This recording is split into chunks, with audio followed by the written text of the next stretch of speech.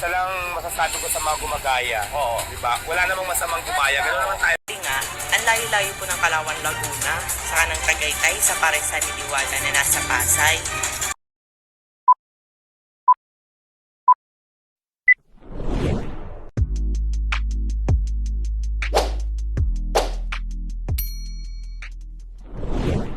Isa lang masasabi ko sa mga gumagaya. Oo. Diba? Wala namang masamang gumaya. Ganun naman tayo mga Pinoy copy business.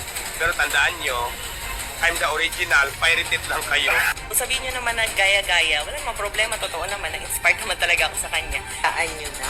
Kung meron man mga nag-open ng mga paresan ngayon dahil na trending, hayaan nyo. Dahil hindi naman yun ikalulugi ni Diwata. Sa totoo lang kasi Pasay siya, ako Kalawan, Laguna, tapos Tagaytay, napakalayo guys. Napakalayo, and Diwata is Diwata, Rosmar is Rosmar. So, kaya masarap. Bubusog ka na, kikinis ka na. Ang kagandaan dito sa ating resort is libre swimming basta kakain ka ng Rosmar Pares over ng expenses. Pero masaya na ako basta marami nakakakain. Unlimited sa murang halaga, tapos masarap. Yung tagalito natin guys is 15 years na chef.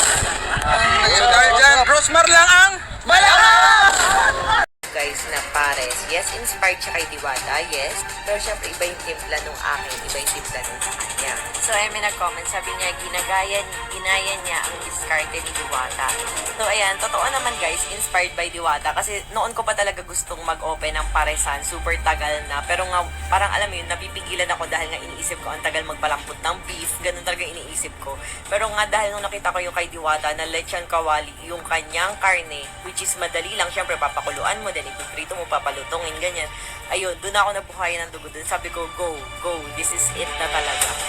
Binanggit. Isa lang masasabi ko sa mga gumagaya. Oo. Diba? Wala namang masamang gumaya. Ganun naman tayo mga Pinoy copy business.